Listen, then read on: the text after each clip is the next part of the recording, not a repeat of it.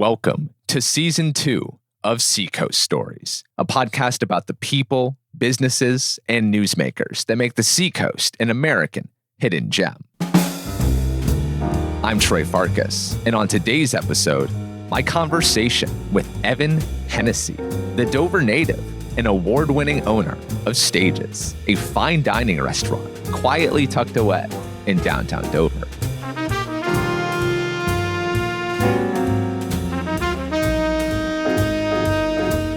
It's a chilly December night in Dover. I've just grabbed a beer at Chapel in Maine with my friend Allison, and I'm walking over to the Chinburg Mill building for my 5:30 dinner reservation. I'm headed to Stages, a hidden gem that a listener of the show had told me about a few weeks prior. Now, something about me. I am not a foodie. I've eaten the same breakfast every day for the past decade, and a plate of chicken wings at the Thirsty Moose is more than enough to satisfy my juvenile taste buds. So usually, when I eat at a fancy place, I feel out of place.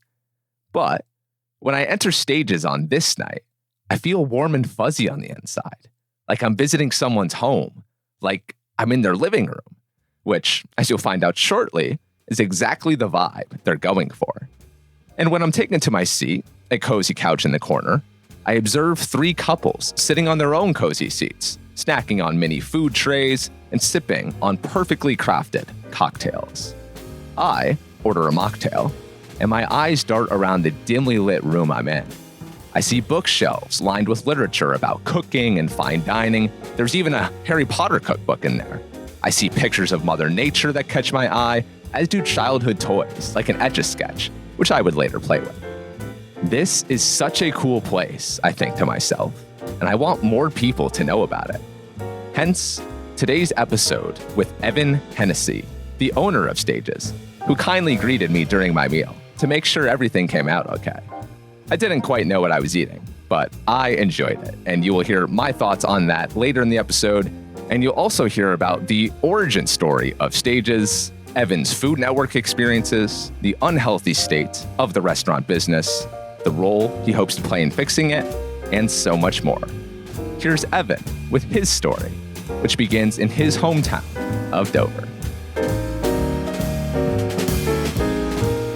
I went through all the Dover schools, graduated from Dover High School, and it is interesting because I think when you're inside the bubble, you tend to see the change a lot slower than somebody who sort of visits or is here and there. But for me, I think the town has become quicker. Is one way to look at it. It was a very kind of slow town. There wasn't a lot going on here. We had like an old Sears pickup store, a long time ago when I was growing up. And, talk about like a lack of restaurants or community things to do. I mean, we didn't have the Children's Museum growing up. Henry Law Park was kind of sort of a thing, but not really. But now there's, a lot of great shops downtown, as well as all the restaurants, bars, a million pizza places and whatnot that have come in. And it's great to see all the residential come in. I've been told I have to go to La Festa. The Seacoast isn't necessarily the go-to place for pizza, but if there is a go-to place on the Seacoast, it's La Festa for the pizza and both the garlic knots. What are your thoughts on this? At the moment, it is La Festa. They kind of have that market cornered. Wow. For now, until somebody else comes in and takes that crown, which we seem to like our pizza here in New Hampshire, which again, like you said, is who would have known? I mean, it's not, traditional Italian or even New York style, but it's, it's our own little version of pizza, and it's pretty good. And so when did you start to notice a change in Dover, that it started becoming an actual destination for people to want to live and work? I would say you could probably chain it right into that mark. The last 5 to 10 years, I think, has been some of the most significant changes. And I would really tap that against like the housing market, I think has been a huge boom with that. I think up until that point, it's been a pretty slow grow. And perhaps that's associated with the overexpansion of, neighboring towns like Portsmouth and whatnot. And so the people are looking more towards Dover as a potential, maybe more affordable place to live, where you still have all the amenities and whether it's a nice place, it's safe, drivable and walkable. And then you still have access to everything else. Portland, Boston, mountains, ocean, we have it all. It's Dover. Yeah, it's great. So you opened Stages in 2012 in Dover, and we'll get to that origin story in a moment. But I first want to dive into your love for cooking Does any experience or memory come to mind for you as an aha moment for, wow, I really love food and I really love cooking, and this is something I would like to bring to people? It's a really good question. And it's hard to put it on just one exact moment. If you ask my parents, when I was sort of a teenager or whatnot, grilled cheese sandwich was the first thing that I ever learned to make. That was, my mother loves to. Better than I can't even do that. My mother loves to tout that one. But past that, I started with being a prep cook and a dishwasher. And I kind of more so fed off, I guess, the adrenaline, the camaraderie of the kitchen than I did necessarily the food at that point. And then I kind of bounced around to a couple of restaurants and just started at the bottom and worked to the top. Started at the bottom, worked to the top. And then at one point I realized that I wanted to make it a career, not a job. So I did go to culinary school, and that was what feels like 100 years ago. Okay, so what career path were you on before that? I originally wanted to be an animator for Disney. I went to school, first of all, for the University of Kentucky for fine arts, with a focus in drawing. Yes. Yeah. One of the best basketball teams in the nation. We bleed blue, go blue. Yeah. And so that's what I originally wanted to do. And I succeeded quite well in my art classes and actually my calculus class, but I didn't do really well in anything else. And after a small amount of time, they asked me not to continue my education at UK. And so I returned to back home to Dover. Why did they ask you to stop with their education? And oddly enough, they want you to go to classes, which some of them I wasn't really super interested in, except for the ones that I specifically went there for, being the art classes. And I did enjoy math. I'm one of the weird kids that really like math. And so I did really well in those, and it wasn't good enough to stay. So they said, thank you, but no thank you. So again, I went to culinary school, I went through a Le Cordon Bleu program, and I think that I really got to see higher cuisine. I was really exposed to, at that point, French cuisine, because that being the nature of the school. And where is this school? It used to actually be here in Dover. Oh, wow. Now it's a beautiful Dunkin' Donuts and a hotel. You could probably say that for half the buildings in Dover. But I was exposed to fine cuisine, so the more refined sides of cooking, and I really took to it. Really enjoyed the artistry of it. I really enjoyed the particularness of it, the intricacies of it. And I loved how you were really able to connect people to food. Before I was just kind of cooking because it was fun and there was that, but it was my first opportunity to see that what you can actually do with food and cooking. What do you mean by connect people to food? I think that what I saw was that when people enjoy a good dish, meal, experience, whatever it is, that it brings on a great connection or an emotional experience or reaction to it. And for me, that was one of those things that kind of hits back to your childhood. You remember the dishes you had growing up, something that, one of your parents would make or things of that sort. And then it really connected this great sort of visceral element of food, and I could apply artistry to it, which was one of my first loves. And I've always I love art, in all forms. And for me, it was the ability to take one thing I already loved, connect it with something that I was finding a love for, and to be able to hand it to somebody else in the hopes that they would enjoy it as much as I did.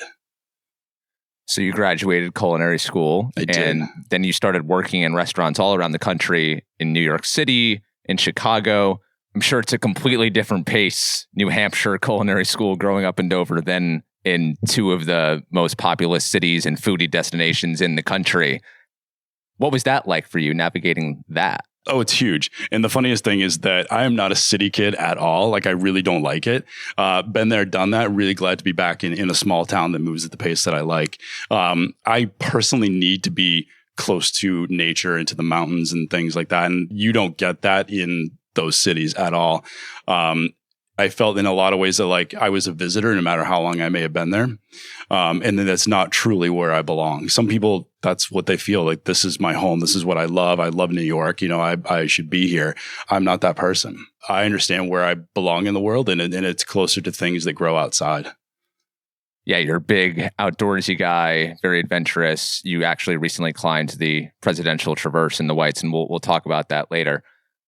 As you were going through your formal education, both in school and then at these fine dining restaurants around the country, was the dream that I want to open my own place one day, or did you just want to mill about other people's restaurants? No, it totally built into that. I think when I started, I wasn't totally sure what direction I wanted it to be, but maybe that idea was kind of percolating in the back of my head. And as I continued to cook, it became more and more evident that yes, I want my own place. I want my own studio of expression, we'll say. But I know that I needed to work enough to gain the experience where I felt comfortable. And I don't know if anybody who's opened a restaurant ever feels like they're totally comfortable and ready. Where I felt that I was at that point where it's like, okay, I think I can do this. So when was the seed for Stages first planted? Wow. I think honestly, probably back in culinary school, back in 2000, because it was this idea in one of our business admin classes that we had to write a paper based on like, okay, create a restaurant, create a concept, run through it financially, conceptually, put it together and make it happen. That was really the first time that I think I had been asked to do that. And it was the first time I really thought about, I actually get to make that choice. And somebody isn't going to tell me whether it's right or wrong. I get to just put my idea on paper and then figure it out, which in a lot of ways is kind of how I've done a lot of pieces of my career, is just kind of go there and then figure it out as I'm going along.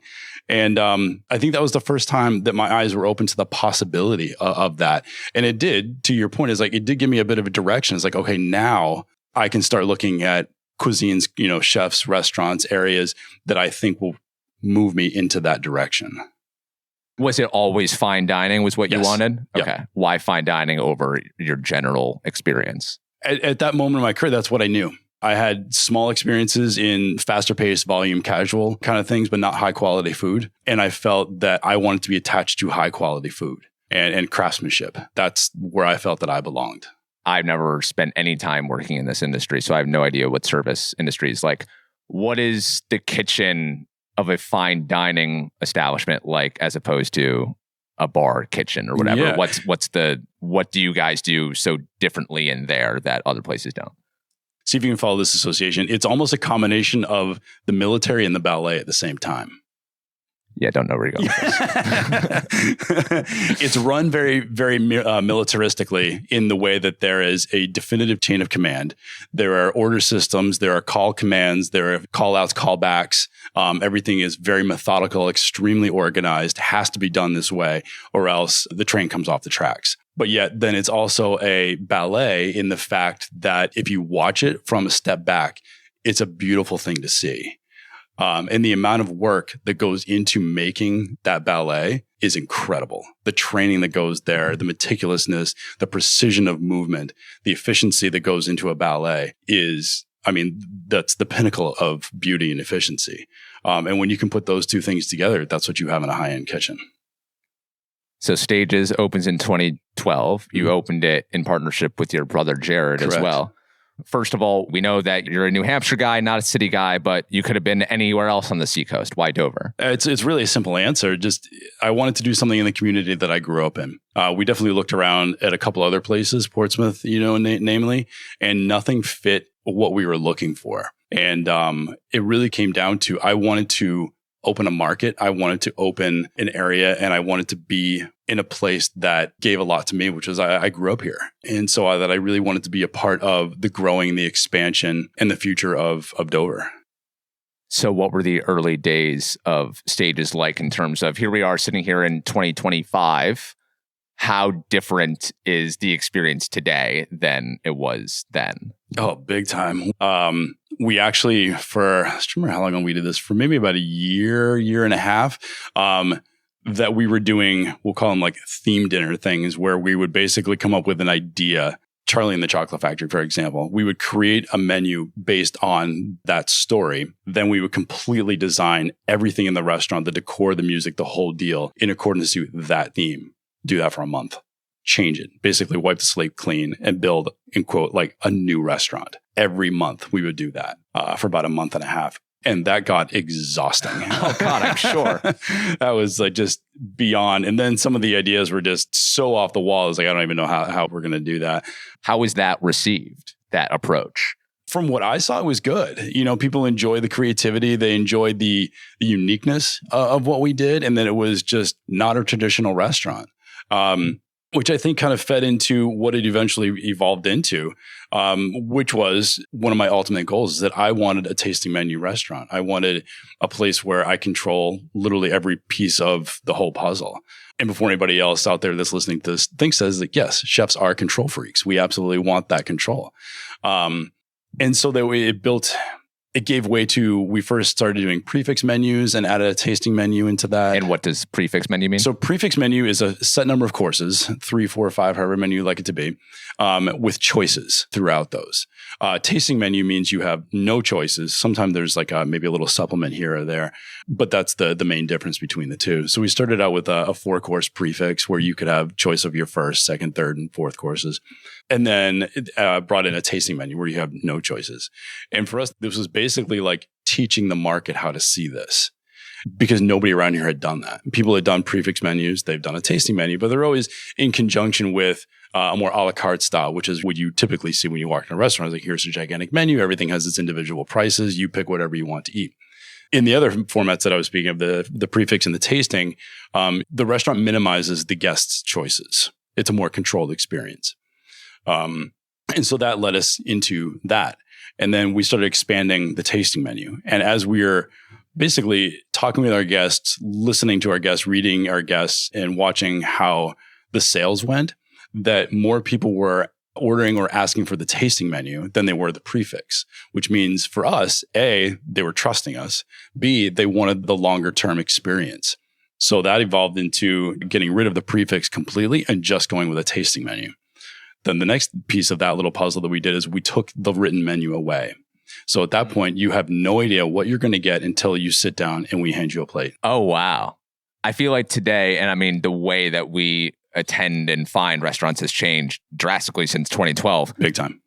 No one goes to a restaurant without looking up the menu online anymore. Correct. So I can imagine the anxiety people might have had then. It's for sure. You know, I mean, we definitely, it's to, as a diner, to relinquish control of your evening. I completely understand. It's like, that's a lot to ask. You know, I definitely understand we're asking quite a bit of our guests.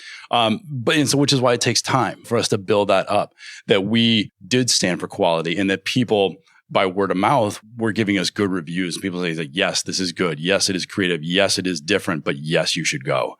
And as that continued, we just further and further, we got to explore more food ways, different cultures, different food flavor combinations. And it's kind of gotten us to, you know, where we are now, which is great. So stages today, you have a chef's counter, 6 seats. 6 seats. And there's 5 p.m. and 8:30 p.m. are the dining windows. 5:30, 8 o'clock. My dyslexia kicked in. 5:30 and 8 o'clock are the dining windows.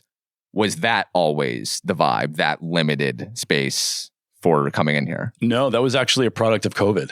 And pre-COVID, we were just one seating at 6:30, and that would be our evening. And a lot of it was because we didn't necessarily know, just based on sheer dining time, that we could get a second turn, or we could get a turn, or that we could get a later seating. We just didn't necessarily know if the market here would lend itself to a later dining time. You know, we're just going to, like, you work in a city and you're seating people to 11 o'clock for a 2.5 hour tasting menu, and that's totally common. But after COVID, we pushed back from 6:30 to 5:30, calculated the entire experience time, and then brought in the 8 o'clock. And we're like, okay, hopefully this works. And it does. So the problem was all in my head. As most problems usually are. So now, naive restaurant business guy, common business advice I would think would be, let's get as many people in here as we possibly can. Let's get as many turns as we possibly can, because then more profits for everyone. Your business model then and now seems to be the antithesis of that. So why do you limit the number of people, extend their amount of time here? Literally, you kind of just alluded to it right there. It's like, it's all numbers.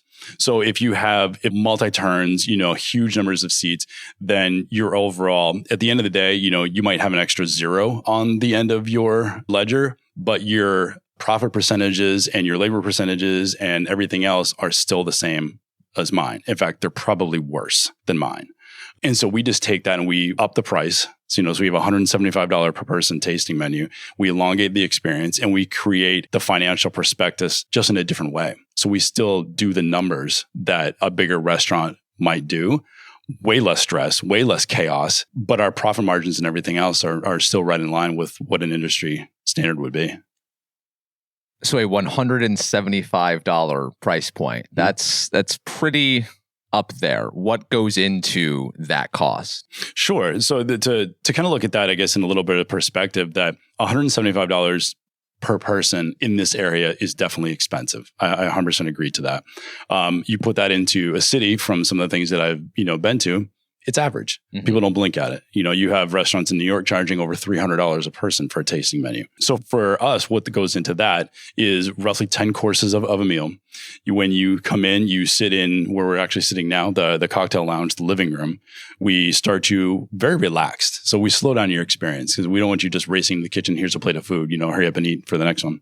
So we bring out this very well designed snack tray of a bunch of little bites to kind of just relax you and get you palate-wise ready for what you're going to experience in the kitchen. And then when you've completed that and you're ready, then we bring you into the kitchen and complete your dining experience with 8, 9-ish more courses, of which you are literally an arm's length away from everything happening. So you get the visual experience of not just the physical experience of being in the kitchen, but then the visual of watching the entire thing happen literally right in front of you. And are you and your staff interacting with the guests at the chef's counter? Yeah, very much so. Yeah. What are those conversations like? Oh God, they're all over the place. It's highly interactive, and it's so funny because sometimes, people come in there and they're very quiet. They'll ask us like, is it okay to ask a question? We're like, oh yes, go ahead. and it's like you guys are like in an aquarium. You're the fish in the aquarium. Like, don't tap on the glass. Don't tap on the glass. Yeah. And sometimes we feel like that. It's kind of weird. But once you kind of break the ice and let, again, like we really want people to feel comfortable and not that the formalities of high-end dining have taken over and this is like super formal and, just be rigid and I don't know what fork to use and things of that sort. At the end of the day, like a restaurant is built to nurture and to take care of and to build community. That's why we're here. And the style of food of which we deliver that in is just the way that we do it. But at the end of the day, is we love having a conversation with our guests and love for them to see, it's kind of like pulling back the curtain, getting to see behind the scenes. They can ask us anything about the cooking process. We love when they talk about like, where does the food come from? That's a huge part of our cooking. And then, we talk about all kinds of things. I mean, literally from hiking to climbing to travel to, why did you put that there? What is that thing? And, it's a lot, it's fun. It's a great time. Yeah. And I want to talk about where you get the food from because I'm sure that's a huge point of pride for you. But your customers, when they leave here after a great night of being first in the living room and then over to the chef's counter, what are the things that they tell you about their experience here when they're on their way out? I think one of the most common things is that try to put it in a nutshell of, I didn't know you could put those flavors together in that way. And a lot of times people will look at maybe a picture of food that we post or something they've heard about us. And it's like, we get put in that category of, different, unique, sometimes weird, interesting is the word, which any chef hates that word. Why? It's just because it's so vague. It's like, what does that even mean? Right. Like, do you hate it? Do you like it? Can you not figure it out?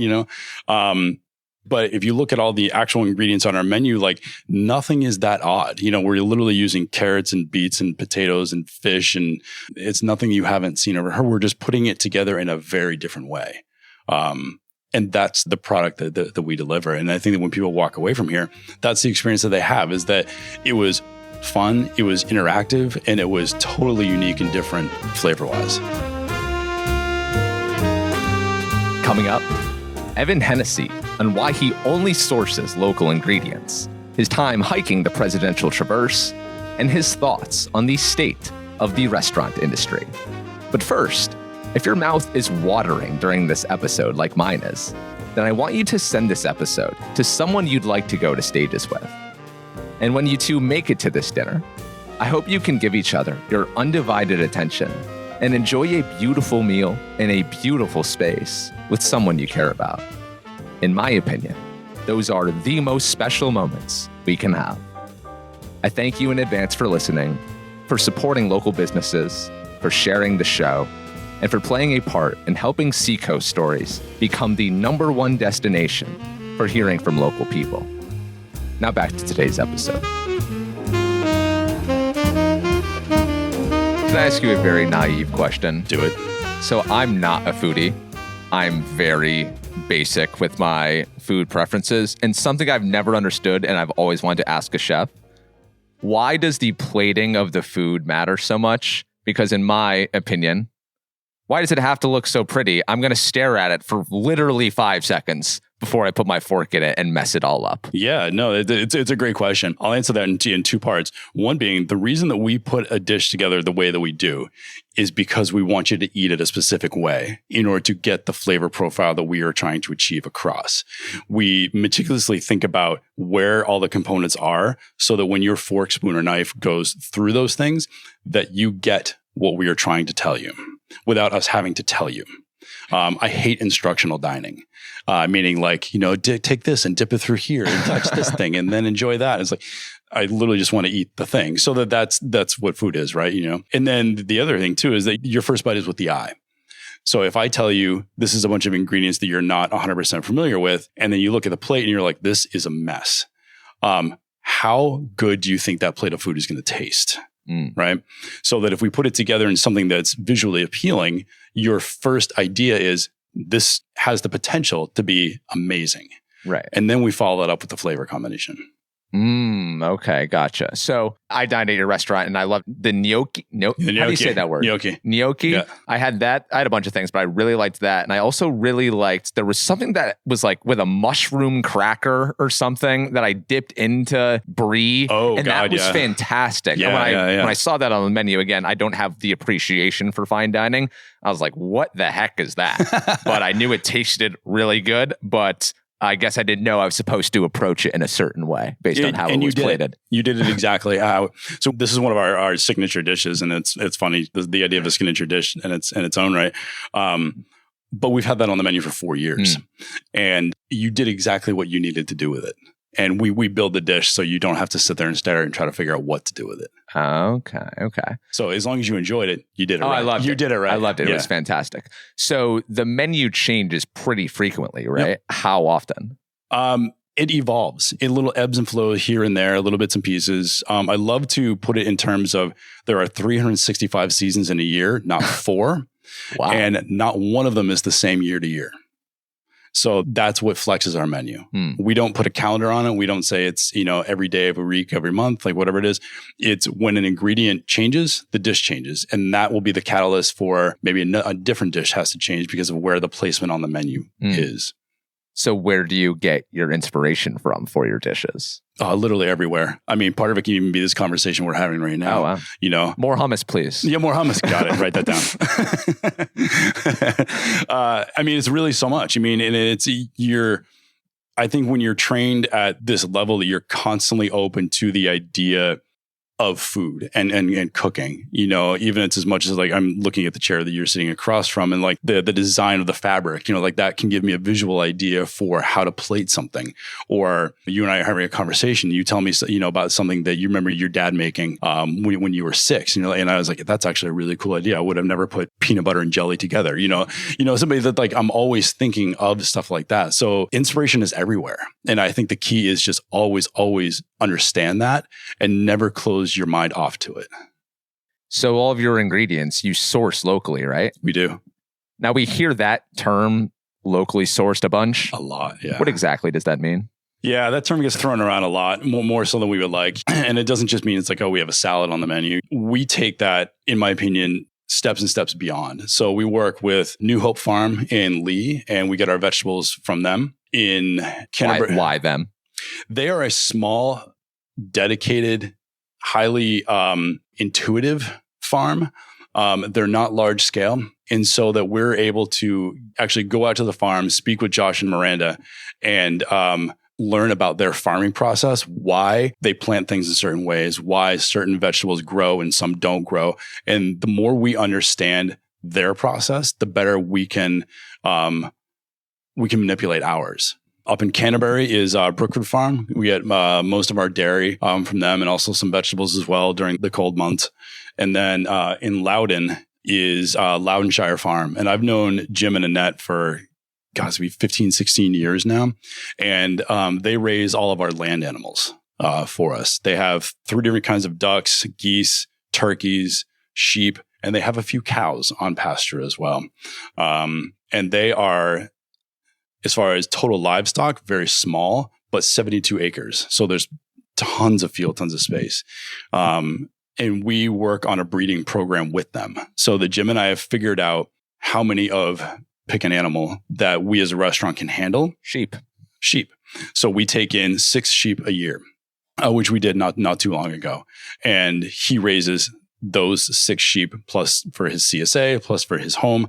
And that's what he raises. So that way he's not expending extra energy and capital to raise animals that hopefully he sells. So it minimizes the impact of his farm and finances. And then for us, that when we pay into the farm on a monthly basis, we figure out the cost of all these animals, amortize that across 12 months. And then that's what I pay on a monthly basis. So even if we're not taking in animals at all, we're still paying into the farm. So he has money to raise the animals. And then come harvest or slaughter time, that we're not handed a gigantic invoice, which is really difficult for a restaurant of our size to handle. Another buzzy phrase we hear a lot is supporting local. Sure. Why is sourcing local ingredients, New Hampshire ingredients, so important? Ooh, many different answers. Pride of community, I think, is one of the most important ones that I can speak for myself with this, is that we're extremely proud of where we are, where we come from, and the people that grow and raise the food that we serve. And I love the ability to show that. I really do. The people that do all of this are incredible. And I really just want to have the opportunity to show their story. Then there's the financial side, keeping money within the community. So we're not paying out to larger corporations and things of that sort. And so then we're bringing hopefully people into the community, showing that, there are great restaurants here. There's a great farm system here, and that it's a great place to live, that you can get all of your food. Literally, I love the phrase, within an arm's reach. And you don't have to call the big guy, and do that. Like, it's totally possible. Thinking more big picture for a second, I heard you on a recent episode of the Restaurant Unstoppable podcast hosted by our friend Eric. And this is a show that really gets into the weeds of the restaurant industry more so than we will here today. But you said something along the lines of, I'm paraphrasing, that the restaurant industry is really overall just in a bad place right now. And a lot of people are doing things the wrong way. Can you get into the state of the restaurant industry? What exactly you mean by when you say it's going in the wrong direction? Yeah, I think that we're coming out of a larger area of whether it's large scale restaurants, commodity and commercial food, which in my opinion, I think several will agree with this, is that it's a broken food system. And to be perpetuating that is wrong, and to tie that into your previous question about, sourcing local and keeping local and staying with the community. I mean, it's totally the opposite of that, which makes no sense to me to be talking about, buy local and farm to table, whatever that means anymore, and people are still calling the trucks and facilitating these 300 seat restaurants and things of that sort. That's kind of one part of it. Then the other part is just the negative toxicity that a restaurant can be. That was another part of what he and I were talking about, meaning that it's been this just work your ass off, super negative, not good for your physical or mental health environment. And, for as many bad things as COVID created, it created just as many, if not more, positive things and learning points, for us. And turning, I think, inward and seeing what people actually want out of life, out of a job, has taught us that we as restaurants, and this can span to pretty much any industry, right? That we need to change the employee's experience with us. That it's not about anymore, working the 15, 16, 17, 18-hour days, getting paid $2 an hour or less. And with just a lot of, just not great. I mean, there's drug and alcohol problems riddled throughout the industry. And it would be great to start promoting positive, healthy lifestyles. And that would be a wonderful thing. And I'd love to see it go more in that direction. We are seeing it. Absolutely. So that's to say we're kind of in this interesting transitional period. And that's a big part of, I'm sure, why you have your staging program, which we'll talk about in a moment as well. But back to Stages, its location, here we are in downtown Dover, but it's not a place that stares you in the face in terms of it's not on Central Avenue. You're not getting foot traffic for Stages. Correct. Do you like or dislike that fact? Oh, it's both. I like it for its sort of almost anonymity and speakeasy, style thing. I like it for the fact that instead of just walking right off the street into a restaurant, which there's very little like transition time for a guest when they walk into a place, you're just instantly just in the restaurant and it's kind of, loud and vibing and whatnot. Versus here, there's more of a journey to get to it, which kind of promotes what we do here. So I enjoy it for that fact. It has been the never-ending uphill challenge of getting people to come in here. Because unless you know about us for one reason or another, you wouldn't know that we even exist. I'd only heard about it from actually a listener of the show, DM'd me. We got coffee. We got to talking. Oh, what are your favorite places on the Seacoast? Oh, I love the living room. I just love getting a drink there. I'm like, what's the living room? Yeah. That was the first time I'd ever heard of it. Which is amazing. And that, again, for us is like, that's such a great way to, spread the word. I mean, that's so old world, right? Whereas like a friend of yours, had a great time, says, oh, you should go here, and then all of a sudden it's like, so now you and I know each other. So we're friends, but that's how that restaurant should be. And to me, like, that's such an important part of a restaurant that, going back to your previous question, it's kind of lacking. Like the soul of a restaurant, was just gone. And you're creating these mega things that have their machines, and even though there's people there really aren't, if you know what I mean. And so they just do find out about it the way you did is cool. And for us, it's one of the pieces that's kept us here for 13 years is that it's the kind of the slow roll. We're constantly getting new guests and new diners, which is amazing at this time in our life. This place is open Thursday through Saturday for business. Again, limited hours. But you and I were talking and you told me that you're here pretty much every day but Sunday. Yeah. So this is a place that this is not a side gig for you for 3 days of the week. This is something that you eat, sleep, breathe, obsess over. The grind of it all. Is it worth it? Yeah. It's such a great question. It is, because it's created, allowed, and opened so many things, for me, way beyond like my wildest dreams. I originally just wanted to do some great, high-end, well-executed food and I wanted people to have an excellent experience. And as we've gone on, it's just continued and continued. And I as myself as a chef and as a person have grown so that I can continue to deliver more and give more to everybody that walks in our door. Which is part of the reason why we've been here. It's just as much of a challenge as it is a success, to keep doing that. But to hear people's experiences and their reactions, to have people in the kitchen, we get to see their immediate reaction, which is, so cool for us. And we love the instant validation, which is great. But then you get to see how people connect with what's happened. It is. And we've done a ton of stuff within the community and foodways and everything. And that has made all of our blood, sweat, and tears worth it. You were also on a little TV show on the Food Network called Chopped. Now, admittedly, I've never seen Chopped. Again, I don't really watch the Food Network, but I've seen highlights in preparation here. How did you land on that show? What's that process? That was fun. So the very first time that I was on that was actually because a friend of my brother, see if you can follow this, a friend of my brother said, hey, they're casting chefs for Chopped in your area. You should have your brother apply for the show. So he says, you should apply for the show.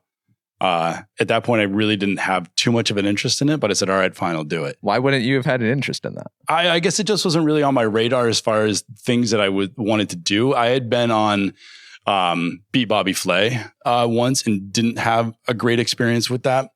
And so therefore, not that I'd totally written off like television competition, but I wasn't like super psyched on it. And so I was like, all right, fine. I think after a little bit of convincing from my brother, I said, okay, I'll do it. I'll send in an application. And so you do one of those, kind of vague, ask you 1,000 question, online interview things, and you hit submit, and that's it. You just wonder like, all right, well, see if that does anything. And a little while later, I got a call and said, we'd love to set up an interview with you. And I just happened to be in New York at that time to do a James Beard dinner. And so I said, well, I'm literally a block and a half away from where your studio is. Can I just walk over? Wow. So they said, absolutely. So I think I got the benefit of doing an in-person interview versus like an over the phone or Skype at that point. And so I think that definitely helped me. It was pouring rain that day, and I walked in literally like a wet dog. And so that probably helped the dramatic effect of my interview. This man's dedicated. This man is dedicated. And yeah, I just had an interview and the second one, and then I got on the show, and which was cool. And I had an incredible experience, super positive all the way through. I ended up winning, my first episode, which I didn't know at that time, but it definitely opened the doors for coming back for tournaments and doing other episodes. Wow. Okay. So what made the Chopped experience so much better than the Beat Bobby Flay experience? The overall organization of the production crew was just superior. The competition itself, I just thought was just better. I just enjoyed it better. I thought the judging was more fair than the previous show. I liked it. I liked every part of it. The food is like super weird. As anybody that's seen the show, knows, is like anybody that watches the show probably sits at home and tries to figure out, like, what would I do with that kind of thing? And you can imagine being on the set trying to figure out what would I do with that thing. And, it was great. I love, the challenge, the adrenaline. It's all the stuff that we talked about when we kind of started this conversation of, I love fast-paced thinking. I thrive in that, in that kind of environment. You've mentioned that, as we speak about the problems of the restaurant industry, you are intent on trying to fix what you can. Obviously, this is a huge systemic issue that goes beyond just what one man can do, but we all can try to do our part in trying to address the problems that we care about most. And one way that you're doing that is through your staging program here in Dover. And you just want to help educate the next generation of chefs and people who want to do what you're doing right now. Admittedly, before we agreed to have this podcast, I had never heard of a staging program. It's spelled like staging. So I'm like, oh, staging. And then I listened to that podcast. Oh, staging? I never would have guessed that. Okay, so for those listening who probably also don't know what that is, can you explain what that means? Sure. I mean, it's basically a restaurant industry term for kind of a short-term internship or mentorship. Yeah, it might be a better way to explain it.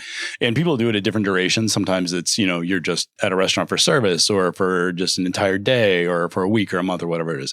And a lot of different restaurants accept what's called the stagiaire, which is the person doing the stage. I'm going to throw that word around as many times as I can so you get it. So, I mean, the idea is that you come into the restaurant, whatever it may be, and they put you to work in some capacity or another. So now on a comparison basis, a lot of times when you stage in another restaurant, because you don't actually work there, that they're very limiting as to what they allow you to do, rightfully so, And so that you're doing a lot of like little minuscule jobs, whether it's, chopping shallots, picking herbs, lots of watching, because you haven't been there and you're only there for a day. Like they're not going to hand you the most meaningful, sort of tasks of a sort. And then, during service, maybe you get to work a station with somebody or you get to stand, kind of close to what's called the pass, which is where all of the food is brought to or plated. And you get to watch kind of things come to life and you get to see how service works. The way that ours is different is that when the stage comes in, they are walking in not just with the idea that they're going to be working with us. Keyword with us is that at the end of their time, they're almost paralleling their time with us with the idea of creating 3 dishes of their own making. So we prep them with the idea of this, and then they come to me with their ideas, whether it's a completed dish or just partial ideas and building blocks. And I assist with putting that together in a cohesive dish that not only makes sense to me, but makes complete sense to them.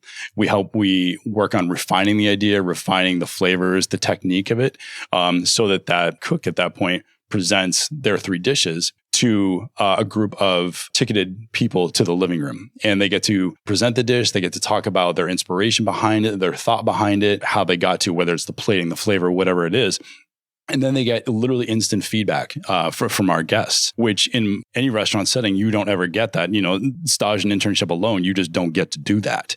So it's almost, it's a great little teaching model in terms of that. Alongside, they're prepping with us, doing service with us throughout the week leading up to this. So it's a pretty busy week for these cooks. So they're getting to prep our food. They're literally integrated completely into our prep cycles and into service. So they're not just standing off to the side and being the ghost in the corner, that they are integrated as much as we possibly can get them to be. So that way we maximize their learning experience. And I always want to know, you're here for a reason, but I want to know what do you want to learn so that I can give them all the moments and all the pieces that they hope to come in, knowing that they have a limited time with us. But you've got a restaurant that is nationally awarded and recognized. You've got myself, who is the same thing, nationally awarded and recognized. I've had this place for 13 years, and it's like, that takes a lot. So if that is something that you are looking for, just even pieces of that in your future, or questions, like, you have a great panel of people to openly ask these questions to. And we had a guy here the other day, and it was like, our recipe book is right there if you want to like take pictures or take notes. So like, we don't hide stuff. I want you to learn. I want you to ask the questions so that when you move from here, that whether you're prepping something or leaning towards opening your own restaurant, that you have the ability to ask these questions now that will help you. And so for anyone listening who might be interested in joining this program, or perhaps they know someone who would be interested, how do you join the program? So we just opened the application. It's on the Living Room and Stages Instagram pages. The link to the Google app is there. And then it's just, it's a short application. We mostly want to know about your experience, what you feel about sort of fine dining, your cooking experience, what does food mean to you, things like that. So we try to get a good snapshot of the different people that are applying. And why are you doing this? It's a pay it forward. I have 30 years of experience in this business, and I would love to help others growing up in it find a positive and helpful and productive path. I was shown that path in small ways throughout my career, but in a lot of ways I had to find it on my own. And so now that I'm in the position that I'm in, I want to be able to turn to any upcoming cook or chef and give them whatever assistance that I possibly can give them when they turn. And again, it helps them as a cook and as an individual, but it also helps our industry as a whole. Well, this is an amazing thing that you're doing, both with the program and here at Stages in the Living Room. Altogether, I've got a couple more odds and ends questions for you, and then I'll let you go pick mushrooms in a forest. I'm a very, very novice chef, and I'm sure many other people listening aren't too great in the kitchen either. If you could give me 3 tips for cooking that are easy to apply, easy to understand for the novice, that I could apply in the kitchen tomorrow that would make big strides, what pieces of advice or tips would you give me? The first one is taste your food more. That's a big one. I find a lot of so I say non-professional cooks that don't do as much as they should. And don't be afraid to season things, season things along the way. Slow down and take your time. Don't try to rush through it. That way you understand kind of more about what you're actually doing. And I think another thing is cook outside your comfort zone. It's how you actually learn more about what's inside your comfort zone by cooking outside of it. When you're cooking at home, what does that look like? Because like for me, for example, I work in media, I work in sports media, my day job. And then when I'm off the clock, I'm not watching any sports. I'm not consuming anything. Get me as far away from that as possible. But you can't really escape food in your day-to-day life. You need it for sustenance. No. So how do you prepare your meals just for you? Yeah, I mean, my wife and I cook at home together a lot, which is a really nice and special thing for us. And you boss her around? No, I do not at all. No. It's a very equal, the thing in the kitchen. We both really enjoy it. It's funny because I get asked sometimes, during service by guests, like, oh, do you cook like this at home? And it's like, oh, definitely not. Yeah. I was like, we like to eat in a achievable amount of time, and we don't meticulously plate things with tweezers and whatnot. And, it's more, I don't know, sort of comfort food. I mean, we do a lot of different things, and we span all over like the Asian continents of food, and a little bit of Indian and like some Mexican, and we kind of jump around to a lot of different things, but it's mostly just, it's good food that we can achieve in a not too long of amount of time. What is your personal favorite meal to eat? I actually just made this last night for dinner, chicken noodle soup. Wow. That is so funny. Here you are with things on your food menu that I've never heard of. And you know what? Chicken noodle soup just hits the spot. Oh, I love it. Yeah. No, it's great. And I think actually, I think a lot of chefs that live in the world of, refined cuisine, I think that's one of the things that we love, is something that we can sit down and basically hug ourselves around. And it's just well-crafted love is a great thing. So you're also very outdoorsy. This is a big part of who you are. And I'm sure when you're unplugging from this is something that you lean into a lot, running into nature. You recently hiked the Presidential Traverse. Was this the first time you'd ever done this? First time, yeah. Wow, first time. I'm surprised it took you that long. Me too. Yeah. Why did it take you so long? Time. Yeah. It was just a matter of doing it. I think it was two things. I just wanted to make sure that I had the level of fitness that I wanted to have so that I enjoyed it, not just like slug through it. You went solo? I went solo. Okay. I went one day solo. Just time. I mean, it takes, for me, the way that I did it was more or less like a 3-day thing where I drove up to Madison, slept in my car, and then took off super early in the morning, hiked all day, and then stayed at the Highland Center that night, and then took the shuttle back up to my car. So that's basically 3 days of time that I have to dedicate to that. So I love the outdoors as well, nowhere near to the extent that you do. I love hiking, but I'm certainly in physical condition to do it. I take great care of myself, but I'm not like a 14-hour hike kind of guy. At some point, I'm just on the mountain. I'm like, all right, like I'm bored. I don't want to do this anymore. But it is something I should do. I should do Presidential Traverse at some point. What would you say I should do to mentally and physically prepare myself for that? Physically, I mean, people always say, and I would agree with this, like hike as much as possible, stairs, long duration and endurance. I trail run a lot too, so that really helped me. When I'm doing anything from 8 to 12 mile trail runs, that primed me for being able to walk 20 miles. And so for me, when I did the 20 mile traverse, I don't want to say that it was easy, but it wasn't super hard. And all of that put me into the physical shape to be able to do that. Well, Evan, I thank you so much for joining me today. We have one final question, and we ask this same final question at the end of every episode, every week, and I'll ask it to you. Yeah. If you could tell your younger self something, let's say 22-year-old Evan, knowing what you know now in hindsight about how things have panned out for you, what would you tell that 22-year-old kid? Wow. I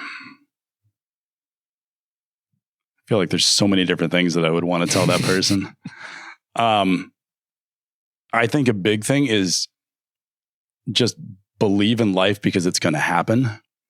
That don't worry so much about a pre-programmed path in terms of what maybe you've seen or been told. Just trust the direction you're going and it will get you to where you should be. That's Evan Hennessey, the founder and owner of Stages. If you'd like to book a reservation there, or if you're a future chef interested in the staging program, then please visit the links in today's show notes. And before I go, I want to give a huge shout out to everyone who came out to the live show on January 9th. That episode is now available on the Seacoast Stories feed and also on our YouTube channel, in case you'd prefer to watch the podcast instead. It was a really special night, and I already can't wait for the next one. I'm in Mexico on Sarah Olson's yoga retreat as we speak, so you won't see me around town this week. So I hope you can enjoy some of my favorite Seacoast spots in my absence. Perhaps you grab a cappuccino at Wild Valentine, or take a walk along Hampton Beach, or get a smoothie at Laney and Lou.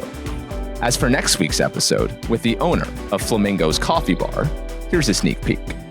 People just resonated with an anger towards that. Like, that is so ridiculous. Like, you have a pink space because it's named after flamingos. It's an inclusive space. There's a pride flag out front. It's so crazy how someone can take to the internet, give you a bad review and say you're disgusting because you're pro-woman. That's next week on Seacoast Stories. Until then, have a great week. Live free or die.